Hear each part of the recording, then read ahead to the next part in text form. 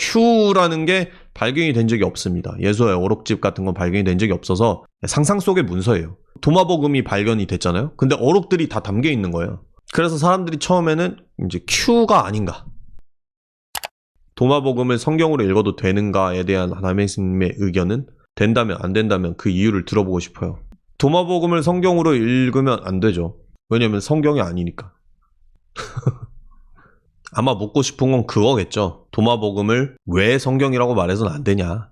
그 말인 거겠죠. 보스스커스라고 하는데 저는 도마복음을 제5의 복음서로 넣어야 된다는 그 예수 세미나의 주장은 굉장히 레디컬하고 지지받기 어려운 주장이라고 생각하거든요. 그 책을 한번 읽어보세요. 크레이그 에반스의 만들어진 예수. 그 책에서 이제 크레이그 에반스가 전문가로서 도마복음을 다른 사복음서와 비견해서 얘기할 수 없는 이유에 대해서 얘기를 합니다. 굉장히 많은 논증들이 있어요.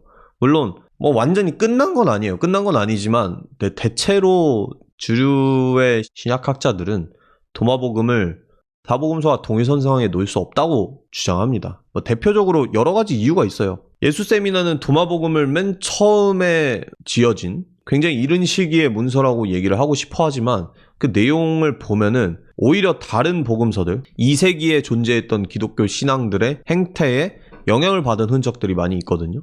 그래서 그것들을 어떻게 해석하냐의 문제인데 제가 봤을 때는 확실히 도마복음은 2세기 이후의 문서인 것 같고요.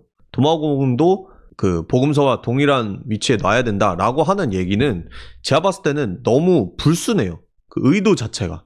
왜냐면 도마복음의 특성 때문에 그래요. 우리가 믿기 어려워하는 부분들이 거의 없거든요. 이제 어록집 같은 느낌으로 있어요. 약간 신적인 권능, 기적 뭐 이런 것들이 거의 없단 말이에요. 도마복음에는. 그러다 보니까 도마복음을 최초의 복음서로 위치시켜버리면은 원래 예수의 모습은 이건데 기적 뭐 신적인 거 그런 거 없고 그냥 가르침을 주던 어떤 스승 같은 모습인데 이후에 복음서들이 거기에 신화화를 덧붙여가지고 신격화를 덕지덕지 붙인 거다라고 얘기를 하기가 너무 좋잖아요. 그 프레임 자체가. 원래 그렇게 얘기하는 사람들이 도마복음을 거기다가 앞에 붙이면 그렇게 얘기하기에 너무 좋잖아요. 그래서 자꾸 도마복음을 미는 것처럼 보인다라는 거죠. 그런 확고한 근거나 그런 것들이 없는데 그러니까 한마디로 도마복음을 과하게 증거 없이 격상시키려는 사람들의 그 기제에는 사복음서의 권위를 내리려는 의도가 있어요. 본인들은 절대 그렇게 얘기 안 하고 순수하게 학술적인 거라고 얘기를 하겠지만 그걸 지지하는 사람들의 면모를 한번 보세요. 사복음서에 있는 것들을 신실하게 믿고 예수 그리스도의 십자가와 부활과 속죄 사역과 정말 부활하심을 그렇게 믿는 사람들이 도마복음을 그렇게 격상시킨 경우를 본 적이 있습니까?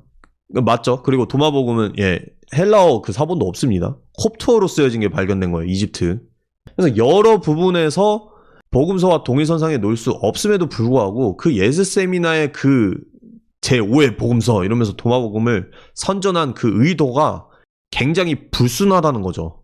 물론 의도가 불순하다고 해서 이 학술적인 걸 다 무시해야 된다 이런 건 아니지만 이게 순수하지 않아요.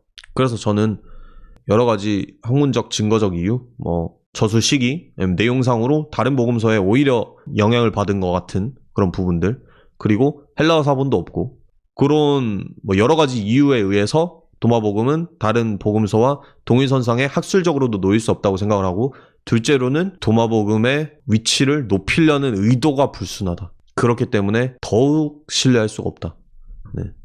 이렇게 생각을 합니다. 도마복음에 어떤 내용이 들어갔냐? 복음서에 나오는 예수님의 그런 가르침들과 겹치는 부분도 많이 있고요. 아니면은 도마복음만의 오리지널 가르침들도 있어요. 그래서 도마복음을 검색해 보시면은 쉽게 읽어볼 수 있습니다. 다 풀려 있고요. 재밌는 사실은 도마복음이 처음 발견이 됐을 때 도마복음 발견이 굉장히 늦거든요. 20세기에 발견이 된 건데 도마복음이 발견됐을 때 사람들이 Q가 발견됐다라고 생각을 했어요. 여기서 Q가 뭐냐면 성서학의 이제 기본적인 그 내용이에요. 마태복음과 누가복음은 마가복음을 참조해서 쓴 게 확실합니다. 마태복음과 누가복음에는 마가복음과 겹치는 부분이 굉장히 많아요. 그리고 어떤 부분들은 완전히 구절 자체가 그냥 겹쳐 있습니다. 그래서 당연하게도 마태와 누가의 저자는 마가복음을 참조해서 썼다. 이렇게 생각을 합니다. 그게 이제 합리적인 결론이니까. 그런데 이제 마태복음에만 나오는 내용이 있을 거 아니에요. 그리고 누가복음에만 나오는 내용이 있죠. 그래서 그것들을 이제 마태 자료라고 하고 M, 누가복음에만 나오는 거를 이제 L, 누가복음 자료라고 합니다. 저자들이 그런 어떤 자료를 모아가지고 썼을 거라고 이제 생각을 하는 거죠. 그런데 여기서 마가복음에 없는데 마태복음과 누가복음 사이에 겹치는 부분이 있어요. 마태복음과 누가복음에 나오는데 마가복음에 없는 부분이 있어요. 그러면은 이제 생각을 하는 거죠. 문서가 하나 더 있을 것 같다. 이 마태복음과 누가복음이 참조한 마가복음 외에 문서가 하나 더 있을 것이다. 라고 생각을 해서 이제 가상의 Q라는 거는 이제 어록, 예수님의 어록 모음집이 있었을 것이다. 이거를 이제 두 자료설이라고 합니다. 요새는 두 자료설을 비판하는 경우도 많이 있는데 일단은 되게 클래식한 신약학 이론이에요. 클래식한 이론이고 그래서 두 자료설이란 건 마가복음과 Q 두 자료가 있고 누가복음과 마태복음은 이 두 자료를 이제 활용해서 그리고 자기들만 갖고 있던 고유의 자료를 덧붙여서 이제 마태복음과 누가복음을 썼을 것이다. 이게 이제 두 자료설인데 여기서 Q라는 게 발견이 된 적이 없습니다. 예수의 어록집 같은 건 발견이 된 적이 없어서 상상 속의 문서예요. 도마복음이 발견이 됐잖아요. 근데 어록들이 다 담겨 있는 거예요. 그래서 사람들이 처음에는 이제 Q가 아닌가. 근데 연구를 해봤더니 이제 Q는 아니었죠.